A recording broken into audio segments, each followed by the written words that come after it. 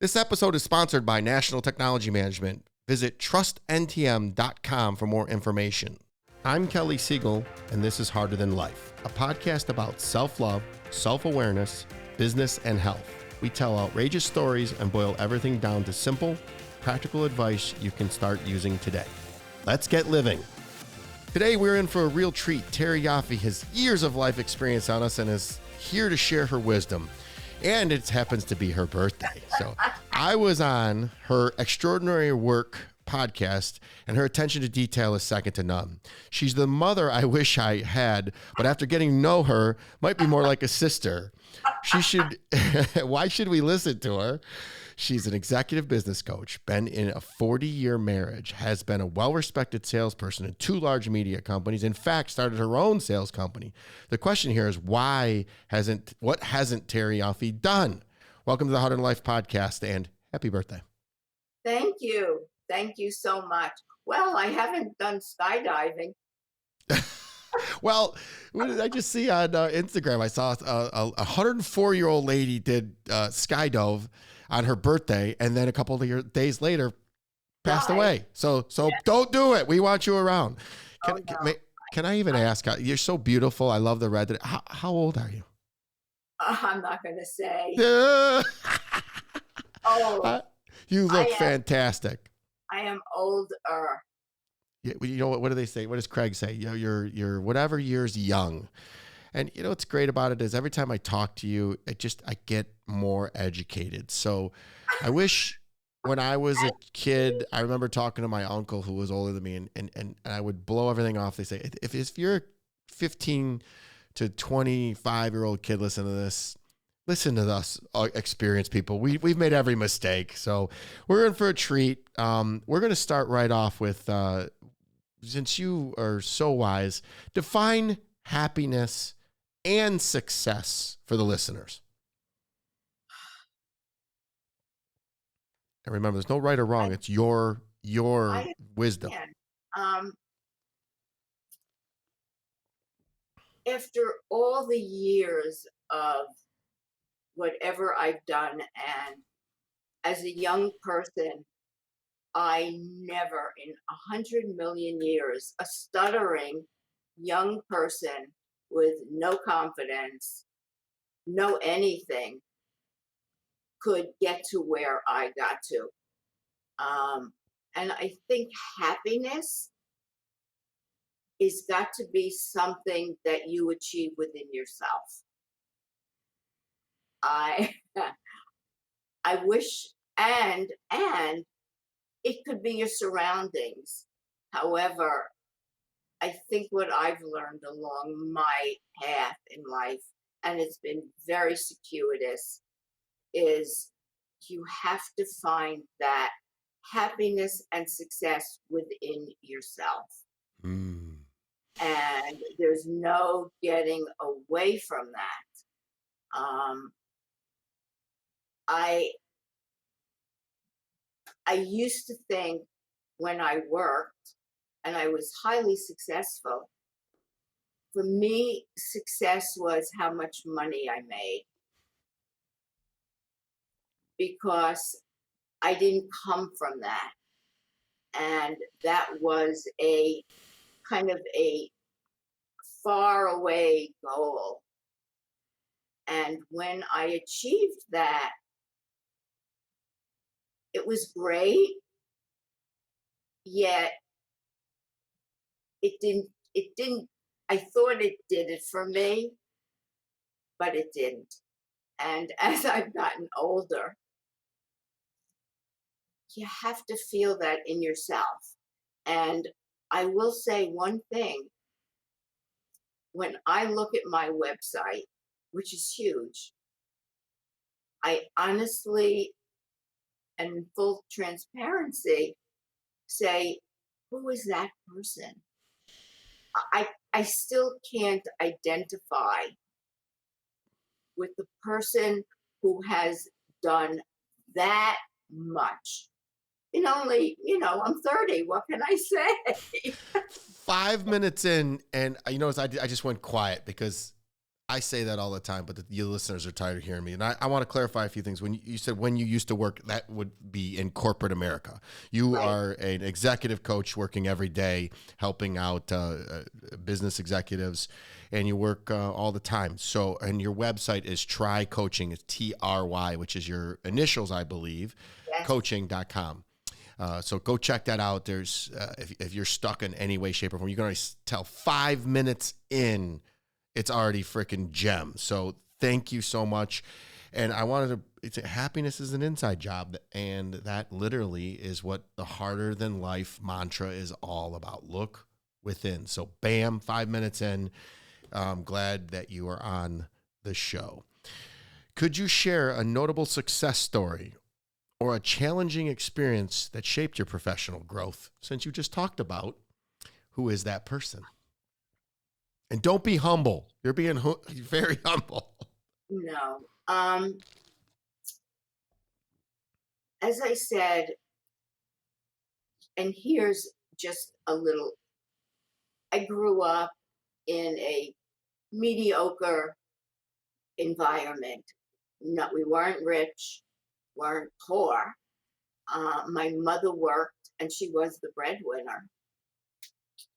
And when I moved into the city, I couldn't wait to get out of Queens. That was my goal. Um, I started working. I had no idea what I wanted to do.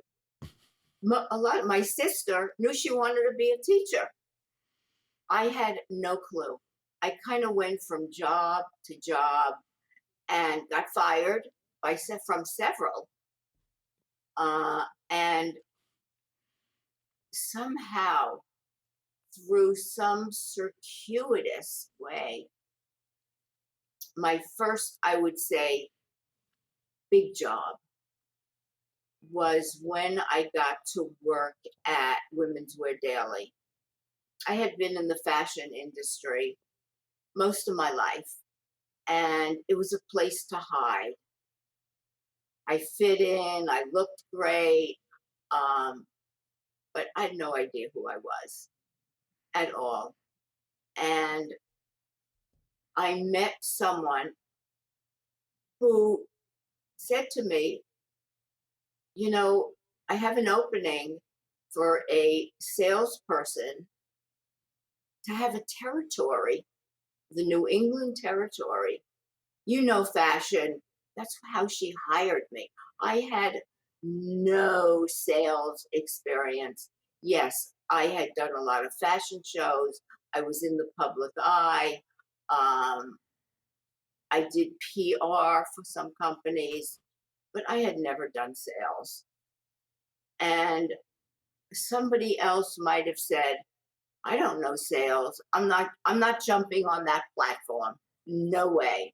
But my life has always been, if something presents itself, what's the worst that can happen? I fall on my face, and I took it. And I naturally fit in.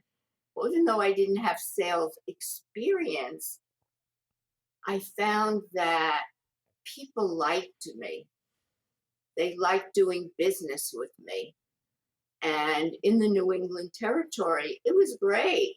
I used to go up to Boston and Rhode Island, and it was like a segue, almost like it was there all along. All I had to do was to jump on that platform. And in 3 years, I took a $600,000 territory to $1,300,000. And then it was time to leave because I wasn't really making the kind of money I wanted to make, and they made it difficult to make money. That was So my first real success story. I'm going to go back and recap that, but I got to remind everybody that your coaching company is called Try Coaching. It's www.trycoaching.com. Go over and check it out because that was just fire already. On your website, you quoted Leo Tolstoy. I and saying, everyone thinks of changing the world, but no one thinks of changing himself. And I have a follow-up question that is, why is change so difficult, and how do you overcome that in the coaching business? In the what? In the coaching business, sorry. Oh, I have to go back to myself, because if I didn't make the kind of changes I made to change who I was, I would never have be as good as I am. And my podcast is Extraordinary Work Conversations about creating change. I'm a firm believer in that. Whether you're young, and especially older people who never feel they can make the changes, they get finished with their career, they retire, and then that's it. They're done. And they go off to play golf, pickleball, canasta, mahjong, and don't realize that they can still have work ahead. I am an example of that. So in working with my clients, I'm very good at getting to the heart of where they are and what's going on. And whether it's advocating for themselves, how do they do that? What does it take to create change within themselves? If they're looking to change careers, I've changed careers many times. I I change who I am all the time, and it's difficult. It is really difficult because the human mind is there to protect. That's its job, is to protect us from fears of being hurt, fears of vulnerability. So to have to deal with the human mind is like going to battle, in my personal opinion. And and it's painful to change who you thought you were to becoming not somebody different, but allowing what's there inside of you to come up and be seen and heard and developed. Oh, I just love you. I write down questions, and that's what I'm doing when I'm looking down, and you answer them. And you answer them the way that I've done all the research, all the content, and everything I've taken in. I wrote down what's keeping people back, and I wrote fear, and then you talked about fear, and it's the familiar misery. I talk about it all the time. We've got these habits programmed in our mind, what you just said, and we just are on this merry-go-round and a repeat. And to go off and do something different. And I put a post up this morning about fear because it's Friday the 13th. I said, what has fear ever done for us? And you put it so elegantly. What's the worst that can happen? We ain't gonna die. So somebody laughs at you. Who cares? Every single monumental thing I've done in my life, I went in scared to death. I had no clue what I was doing when I started my company. When I started National Technology Management, I had no idea what I was getting myself into. And I was scared to death. I didn't know where I was going to get the rent or my mortgage money. And on the other side of that fear was growth and major growth. But most people won't. I say to myself, most won't, I will. That's how I motivate myself. Most won't, I will. So you are a gem, and I love you, and thank you so much. And we're going to continue down this path because you're so full of wisdom. What if you were given 18-year-old one specific piece of advice? What would it be? Giving myself that advice? It can go either way. I kind of like today because if there's an 18-year-old that comes, let's just say that an 18-year-old hires you to be what advice to be a coach, their coach. What advice would you give them? Because we're such different times now, Terry. You and I grew up, and I know that I might be just a skosh younger than you, just a skosh. But we grew up, tough it out, grit it out. And who cares? There's, my parents were alcoholics. They were never around. There was nobody to whine to. And I'm sure that growing up in Queens, there was your mom who was working wasn't, oh, let me coddle you, little Terry, and that's what made you the badass that you are today. So, what specific piece of advice would you give an 18-year-old today?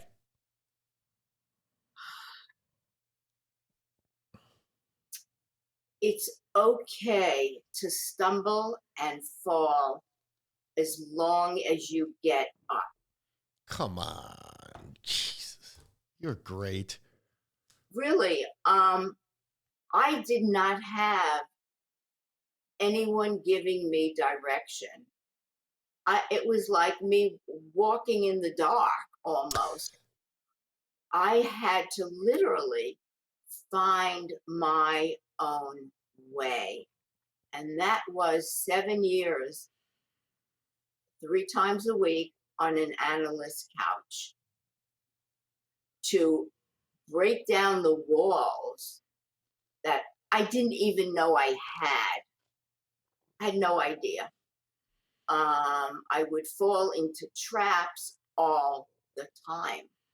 And I remember once asking my therapist, well, how come you don't tell me what to do? Because it's a good therapist. And he said, if I tell you what to do, you won't know what to do next time. 7 years, 3 times a week, chipping away at all of the walls that I had, and realizing that being attractive and looking good wasn't the answer. And that's how I grew up.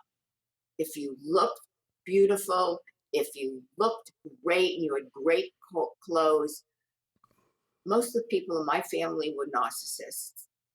Ooh. So navigating that was a little difficult, and not measuring up to their values was difficult. So I would tell any 18-year-old, find your own path and go on it. Because too often we live our lives through the eyes of someone else, our parents primarily. Well, not today. Now today it's all social media. Right. Well, right. Not then. And explore, do whatever. Go to school if you choose to. If you don't, go do something else and find your path and walk it. And if you don't like what's in the way, move it aside and find something else. Because today, social media, I didn't have it when I was younger, is all about people chiming in. How do they look? Are they thin? Are they fat? What should they be? What should they do? And you can get caught up in that nonsense and get lost. That's it. I just keep, if anybody's not if they're listening to this, I just keep shaking my head. I, you explained my life. I had to figure it out. There was nobody home to guide me. So I just had to keep falling down and getting back up, falling down and getting back up. And that builds resilience. That's going to come in handy because no matter how many times I fell, I got right back up because that was that was survival for me. So yeah, that's harder than life. So thank you very much for explaining that. And that's why you and I get along so well. So what's the most important decision you've ever made in your life? One of the most important decisions that changed the trajectory of my life was I was living at home. I never thought anyone would love me ever. I had a really low self-image of myself. Even though I looked great and dressed great, I had a very low image of myself. And I went with somebody for a long time we got engaged, we were getting married, and he broke it off. Mm. My heart broke. However, instead of complaining, I took my money and went to Europe for 2 months. And that was the first time I was really away for any length of time. That was one thing. The next was a friend of mine had an apartment in New York, and she had a vacancy. And she said, "Terry, I have a vacancy." Before she finished, I said, "I'm there. I'm coming." It was that moment when I left my home for X years and went to live in the city. That was the beginning of my growing up and really experiencing and doing. And I mean, I did a lot of stupid things, a lot, yet I found my way. I lived with her for a while, and then I got my own apartment, which is even better. I am really an introvert who had to learn how to be an extrovert. So that was definitely a turning point in my life.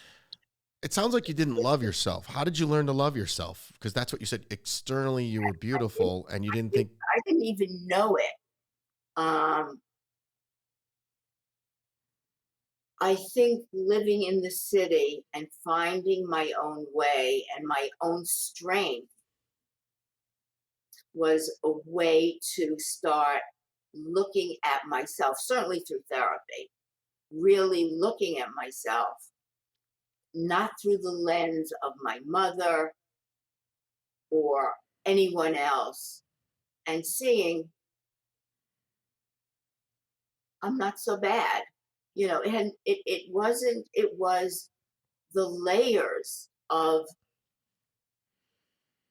and once you got rid of them, and even today, I'll sometimes get angry with myself. But I think over the years, I realized that I was really a good human being, that I actually cared about people. And when you go down that road, you are definitely opening yourself to vulnerability. Is that the same time that you allowed love in to receive love? Because there, what I'm hearing is the merry-go-round of not loving yourself, not thinking you're lovable, and and then you block love, and you're not able to receive it. So it very resonates with me too. That's because it's exactly what I'm going through. I picked the wrong women over and over and over again, and then started loving myself, and then everything kind of fell into place. Now I've yet to find, or love hasn't found me yet, but I'm still learning. I'm still figuring things out. Um, when did you figure it out, and how'd you get off of that merry-go-round? Um, I 40 think years marriage, remember, everybody, too. And by the way, when everybody's talking about city, it's New York City. You could hear the ambulance and fire truck in the background. So she is a New York City gal through and through, I even beautiful as can be. It's thank okay. you. I kept going back to the same guy, and we went Oh, back and forth, right? Because I was holding on. Nobody else was going to love me. That's how I felt. so how'd And you get over that? That's what people are going to want to hear, because we all do it. it's there, for whatever the reason. In all my years of coaching, I think the one thread that goes through everybody is I'm not good enough, I'm not valuable, I'm not worthy. And that's a premise that a lot of people have. Oh, a lot. I mean, people are listening to this right now. I guarantee you, people are shaking their head. This is why I wanted to have you on, because we want to know what do you teach people to get out? Because so many, I bet you 90% of people feel the same way. If, as a matter of fact, if I said the things to you that I say to myself, even though I love myself, you wouldn't like me. But Oh, I'm really tough on myself, really yeah, tough. but you know what? That's not the you talking, that's what's up here talking. So you have to separate that. Um, I started to find out about myself and the guy that I kept going back. I finally said, get lost. Not quite those words, but How long did it take, by the way? Because I'm a interested. How long did long it? a long time. Um, I was living in the city and it took a long time, but I finally got the courage to say, get lost. And he did. And I started going out and dating others, and it was great. And there came a time that I said, you know what? I'm not really interested in this whole dating game. And I stopped. And I think through therapy and doing the jobs that I did, I discovered me. I also did a Buddhist retreat, which was absolutely amazing. Here's a New York City person going up to the San Cristobal Mountains of New Mexico, sleeping on a slab in a bus. You couldn't talk, it was a silent retreat. For how long? A week. Oh, And the bathrooms were not private.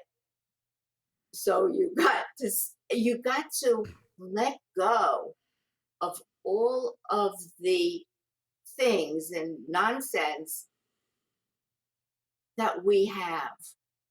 Everyone, you got up at 4:30, you meditated, everything was quiet, everything was serene, and you got to see that you could connect with people without talking. It wasn't, "Oh, hi, how are you? My name is blah blah blah," you know, like we do. And I survived. And it was such an amazing experience because at the retreat was Joseph Goldstein, Jack Kornfeld, and Sharon Salzberg. They're all part of the Institute Meditation Society. I got to meet them, not meet them, but they talked every night. And I came back and started to see my surroundings differently. And that was one of the experiences that I took myself on. I love it. How old were you when you did this? And then also in relation to therapy, how old were you when you started therapy, the 7-year journey of therapy? And then how old When were I you when you was did this? young. I'm not giving you 8 years, but Well, that um, doesn't matter. I'm only giving it for the listeners. So so where that, I was in analysis for 7 years, three and when times. did you start? 21, I moved into the 25, city. Yeah, in my 20s. 20s. Okay. Because if there's a 30 something listening and they're thinking they still got time, it's like, get started. If you're thinking less than and you think you got all the time in the world. I just had a 30-year college reunion and I looked at the guys and I said, do you guys realize this 30 years ago now? And they went, holy, it feels like yesterday. It flies by. So I just wanted to, in reference, I'm not trying to figure out your age. So I started my journey of therapy and Buddhism after I moved into the city. But A that's long the big time ago. break. That's the big thing that It happened. So, was. and I just want to keep reiterating, I'm reading the Four Agreements companion book, Yes. and they're talking about detachment. And all you ever hear is surrender, detach, Yeah. marry the process, divorce the outcome. But you just explained it. Literally, when you stopped trying, and I shouldn't say trying, forcing, and please love me, please love me, please love me, Yeah, and you just let it happen, you met your now husband, right? I did. And where'd you meet him at? Tell that story. 40 You know, years. I know. I honestly believe that there has always been something guiding me. Come always. on, come on. You're just explaining my life. This is how I feel these I days. You hear me know. on the calls with the family. I'm like, I call myself the chosen one. Yes, but I do because every time a door closed, something opened. Something opened for me. I and maybe it's because when I didn't have work, I did whatever came along because I needed to make money to pay the rent and to take care of myself. So if one door opened, I said, sure. Another door opened, I said, sure. And yet I managed to survive in New York City. Um, I Hold went on. from Survive and thrive. right, exactly. In I went from women's wear to Condé Nast, which is a big publishing company. Um, and somebody tried to fire me at the magazine I was at, and they put me on probation. I didn't know that until they realized I was not the problem. She was. And I went on to be one of the major contributors for the category I was in, which was travel. And I got to travel the world, which was amazing. And I look back and think I've had a great, great career. For somebody that had no clue, somehow it came about. And my husband, I have had a good friend. She passed away 2 years ago that I knew. And her husband's sister was married to my husband. And I knew who he was over the years. I knew who his kids were. And he was in California. He moved back to New York. And my friend said, Matt, you should connect with Terry. Maybe she can help you find an apartment. But we started dating and it didn't quite go well. We kind of broke off and then we got back together and got married in 83. So I never thought I was going to get married. That was another thing because I kept picking men that were not available, right? When you say And not available, you mean emotionally available or just this guy wasn't available, whatever the reason, I don't know. Um, and another guy that I had a relationship with left his wife for me, but he couldn't deal with it. He went back home, and that was really heart wrenching. And I dated, and after a while, I said, you know what?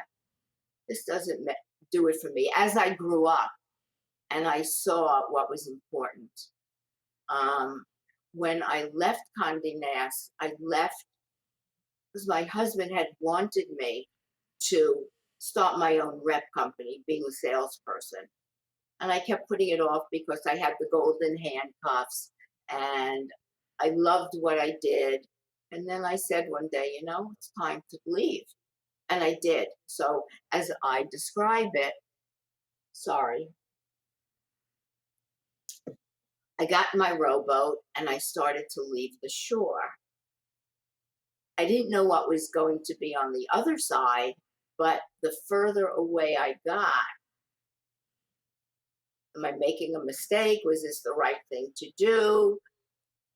And yet I I started my own rep company and did really well because I had a great reputation. My clients really loved working with me. was And I'm sorry to interrupt. Was he your husband at the time or were you still dating? we were married. Oh, We were married. Um, and he kept encouraging me because he's been in his own business for years.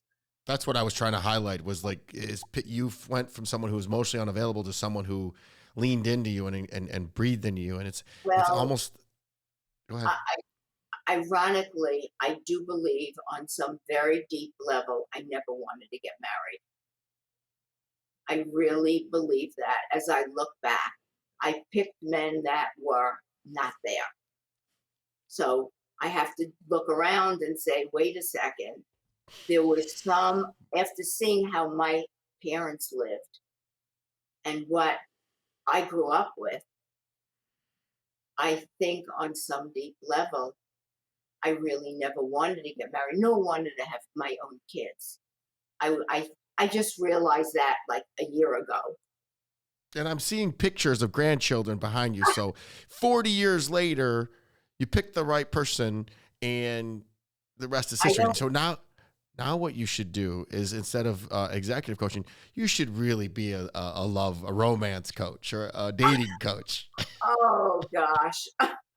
You figured it out. Oh well, I guess so. It took a long time. However, when we got married, I had one foot out the door for a very long time. What changed?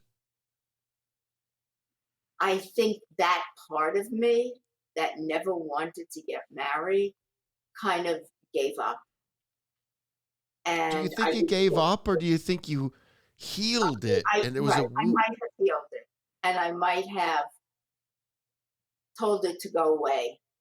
No, I'm gonna jump in. I think that you nailed it with your parent. You watched your parents, and you had this negative connotation of marriage, and you realized, oh, this is wrong. This is the magical lie that the ego is telling me in the head. And you meet this amazing guy, and you were trying to repeat the cycle, and as you said, somebody was looking out for you, and they didn't allow that to happen. And then, boom, you meet the right guy, and look what happened. So, if you were offered a mulligan in life, what would you do over? Probably drop that freaking that crutch a little sooner, Um, huh? I I wish I could say I would have gone on to do something other than what my path took me. I don't know what that would have been. I don't think a doctor or a lawyer. I don't know. I wish I had a different set of tools in my toolkit, but I didn't. So I think this was the life that the universe chose for me. The the challenges, and there were many. I remember when the therapist said to me, "You should come 3 times a week." I walked out of his office and thought the only other thing that could have been worse is if somebody told me I had cancer, which I did have years later. But Aye. um, I people look at me today and think, "Oh wow, look at you! Look at everything you've done." However, they don't see what was behind that, and it was it was shedding one skin for something else. I'm gonna disagree with you. Since I've known you, I could see all of the work, all of the pain. It was in your bio before. It was the first thing that you talked about. So you still are wearing it like a badge of honor. And I would recommend, as your friend, to release it. I feel it, and you talk about it, and it's what made you who you are today, and it's your armor. But let it go because you've won. You have. Do you feel it? I understand what you're saying. Yes, I do. And even though when I was young, I kind of went towards another path than what I grew up with. Um, I still can't believe that I've become who I've become. Good. That's the I, humility is very much very big. I think that you're amazing. I loved being on your podcast. You're what everybody should be. And you look behind you and you see those beautiful pictures and this beautiful family. And remember to focus on the gain and not the gap. And I know you're not doing that at all, but I'm just reminding the listener. So we're gonna switch gears because we're getting up against it. We're 40 minutes in, and I got several more questions because I want to know this. And this question I really want to know because I love the way your mind thinks. If you could have dinner with one person alive or dead, who would it be and why? I was looking forward to this. I figured for sure you'd have something paramount, like I don't know. Who would you have thought? I don't know. Maybe, now that we've just talked deep, I would think maybe go back to the guy who left you on the altar. That would be fun. Interesting. But a lot of people are, they're a mentor. Like you could go back and have Jack Canfield or I would love to have dinner with a Jack Kornfield or Joseph Goldstein and listen to them talk about philosophies and, as you said, detachment. And that's a difficult one. I love that. I love sitting in those uncomfortable, quote unquote, difficult conversations because I know that I'm growing. It's akin to me going to the gym and feeling how a workout hurts. I know that my muscles are getting bigger. So this is another question I was so looking forward to hearing you answer, and I should have sent these to you ahead of time. So I'm sorry to put you on the spot. If you could create, this one is going to hit home with what's going on in the world today. So I'm gonna throw this. We're not going to get into it because of this isn't a political thing. But if you could create one universal law, what would it be and why? Everyone might have differences in life. We all do. However, if everyone could find a way to respect each other, even with the differences, and figure out how that respect could rise above the hate, the anger, the rage, and what keeps people from holding on to it. If I could preach that and wave a magic wand, that's what I think I would do. What you're saying is compassion. I agree. Yeah. I just, what people don't realize, and I say this 1,000 times, is we need both wings to fly. So if we tear one off, we're going to crash. So and it's a balancing act. So I get it. Tell us something that you believe in that almost no one agrees with you on. I have to go back to creating change. A lot of people don't. The premise of my podcast was the opportunity to speak to people like you and a lot of others that have found a way through dense fog, if you will, to create change in their lives. Because if you don't create change on whatever level it is you're thinking, you might not be able to help heal the world in your corner of the world. It's I did the podcast out of my own creating change. And it's so near and dear to me. I always say impossible only describes the degree of difficulty. And if I can change, anybody can, because I grew up in impossible circumstances. Yes. And the harder than life mantra is to inspire, to model, and to educate the behaviors and habits and rituals to change the world. That's what this is about. And you start with changing. That's why I highlighted that thing. Everyone thinks of changing the world, but no one thinks of changing himself. and I'm changing myself. I changed everything about myself, and I'm still changing. I don't recognize who I was a year ago. 8 months ago, this podcast started. I'm not the same guy. Not even the same guy. I've learned so much from people like you. So thank you. Well, What's your thank you. What's your biggest fear? My biggest fear is